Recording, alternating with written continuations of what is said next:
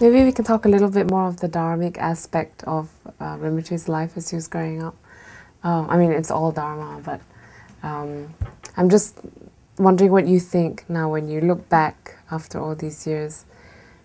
What was it that made Rinpoche so interested in dharma from such a young age? Oh, I'm sure definitely it's the very strong karmic seeds from his past life. Mm-hmm. Yeah. So that's why I don't doubt he's a Rinpoche. Okay, okay. Yeah. What would make you, what other signs did you see that were different in him or unusual that made you think that? Just for such a small child to be so interested in the Dharma, to have such strong interest. So, yeah. Were there any things that he would do that was like, I mean, that you would see, like maybe he learned things faster or? I can't, I don't know. It was more about his interest in Dharma that was unique. Okay. Now that you look back also that, you know, on the one hand you have all his interest in Dharma, but on the other hand also all the suffering.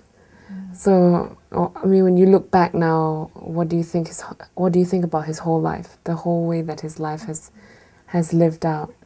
Can you maybe comment on what you observe or you feel? You know, the suffering that he went through and all the different experiences. What do you think? I think everything is well now. Everything turned out well, and I'm very happy. And it seems for Rinpoche that the suffering was worth it. He understands as having had to undergo all that. Of course, karmically, yeah, but also it was the best situation, the best place to be to meet Cancer Rinpoche and this community. So, yeah, I think all's well that ends well. It's we were speaking to some people who felt that even the fact that he came into a Kalmic community was like there's no such thing as coincidence. Mm-hmm. So, I mean, do you see that as well? That, you know, even the circumstances, like of all the cities in New Jersey, he came to Howell, and of all the families, he came to a Kalmic family. And what do you think of that? Yeah. Oh, I think he came to a Buddhist family, to a Buddhist community. Yeah. Although I'm sure he would have found the Dharma anyway in a different form. But maybe he had to meet Cancer Rinpoche, and yeah, to happen this way. Of all the teachers, he found Cancer Rinpoche here. And it's a bit like, it's very like coincidental that also the Kalmics brought Tibetan Buddhism into the US as well, right? Yeah. He must have had the strong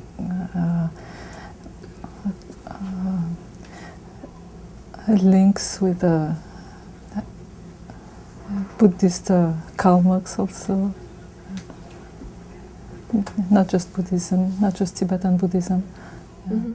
But with the Kalmyks too? Yeah. Okay. Do you remember him?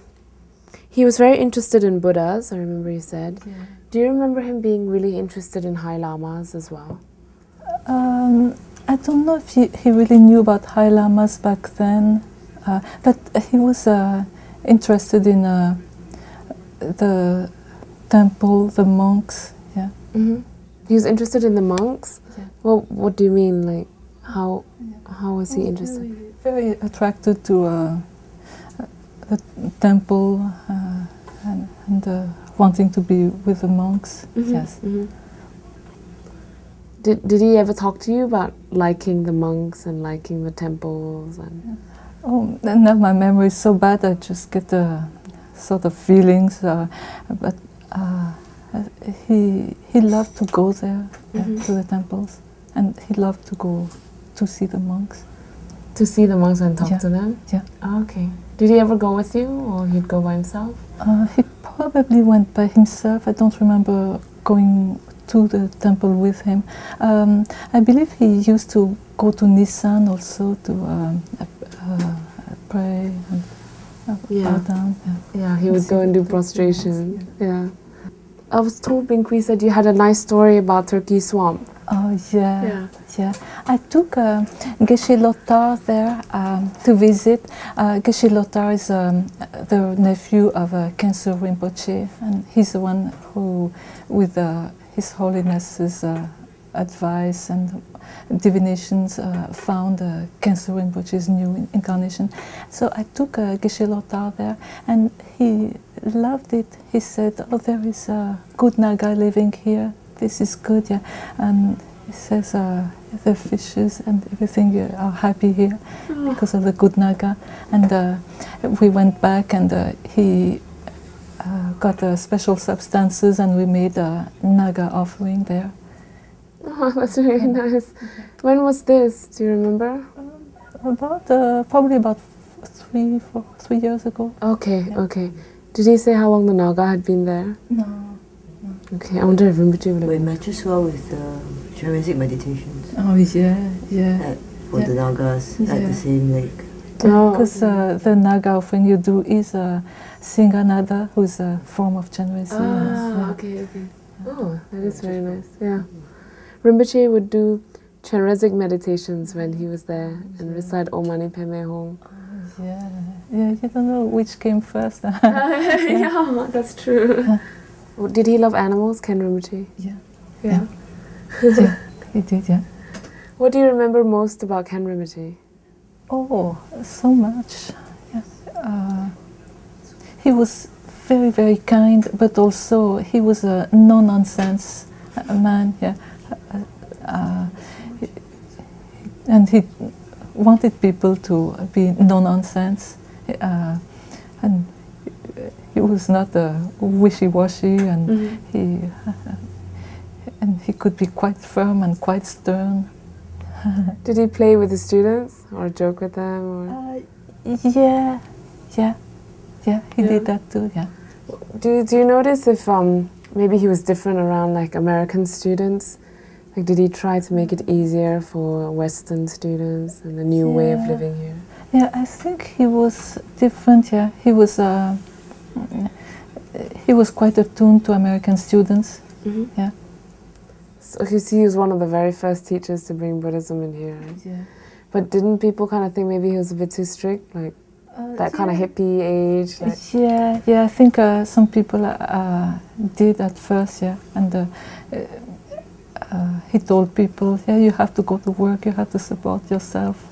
Yeah. He didn't go for any of the hippie Dharma bum stuff. Oh, okay. What made you like him so much and commit to staying here? When I first heard him, I thought it really made sense. And I guess when you find the Dharma, you have a real Dharma joy. So I had that, yeah. And Ken Rinpoche always was a very friendly from the first, yeah. Very nice. How was it difficult to communicate at the time? Because he didn't speak much English, right? No, he didn't, but it was okay. He could speak for everyday stuff, but for the Dharma teachings, Art Engel used to translate for him. Yeah. Okay. And then Ken Rinpoche went to university for a year, and he learned English. And then Ken Rinpoche went to university. Which university? In Washington. I forget now. Georgetown, I think. Okay. One of those, yeah. Washington, New Jersey? No, Washington DC. Okay, okay.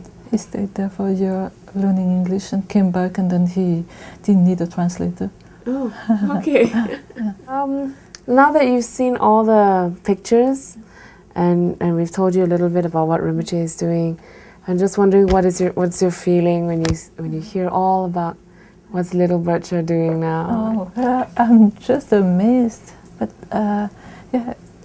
I'm just amazed at such great accomplishments. It's really a good life.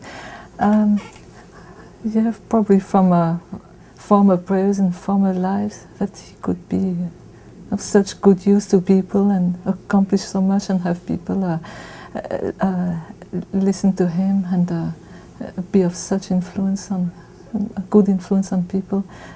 Really, it has to be from not just one but many former lives and prayers. Yeah. What do you see of the way that he has transformed all this suffering into something positive? That really is no mean feat. That's really amazing. It's really incredible. Most people would not be able to do that. Yeah. But yeah, that's another sign he is quite extraordinary, not ordinary. Yeah. Okay. Do you have the fondest memory of him? Your favorite memory about him? I remember most when we traveled in India. Which one? Maybe all the help he gave me at the nunnery, or all the fun we had laughing. Really, we had such good laughs. Many people say when high beings take rebirth, it is by choice.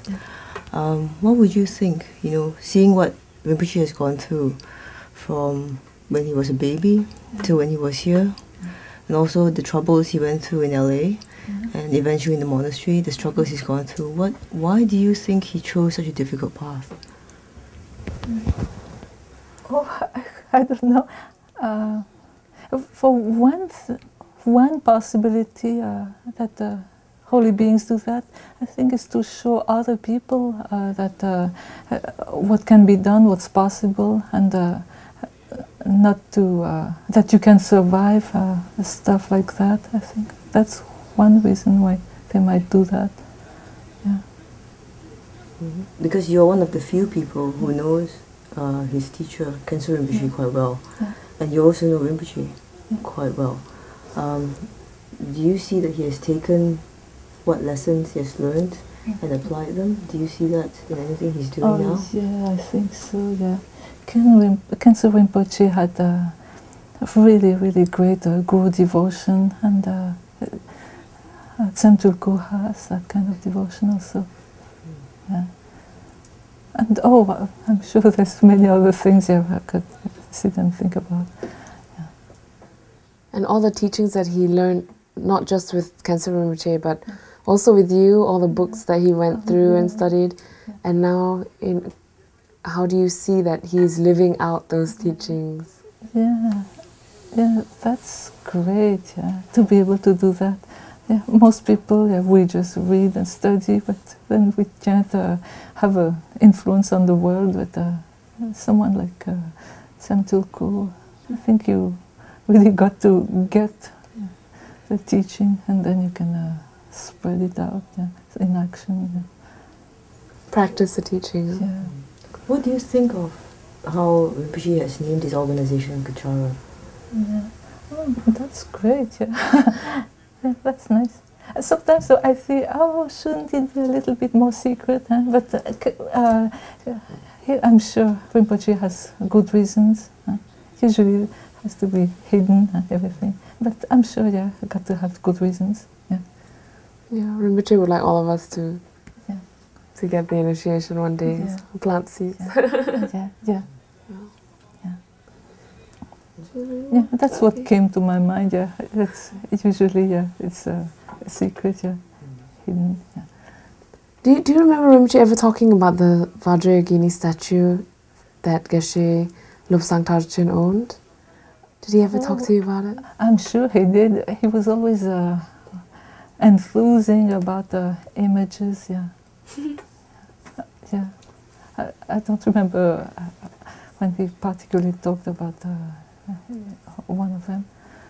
Do you remember him trying to kind of go into Khenso Rinpoche's room and look at the images? That's something I can imagine he did. Because he loved Buddha so much. Huh? Yeah. Okay, just to wrap up the last question. If you can describe Rinpoche in 3 words, what would it be? Just amazing.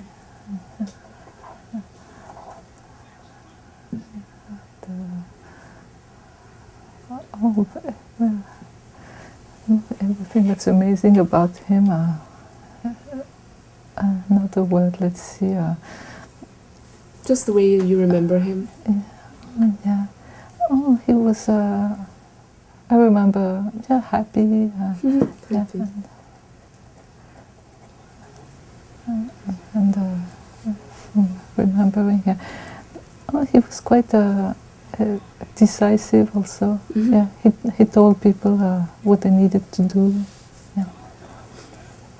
Okay. Thank you very much, Ani-la. Yeah. Oh, Ani-la, would you like to say anything to Rinpoche, to the camera? Then we can show Rinpoche your message. Yeah. Oh, hi, Rinpoche. I'm sure you will succeed in whatever you do. And yeah, I'm sure you can do it. I'm sure you will do it. And I send my best wishes only to be part of this great good karma you're doing. And, I'm very happy to know you, and I'll rejoice in what you do, so I can get some virtue too. Yeah, nice to know you, and maybe someday we'll see each other. It's very nice. Good work.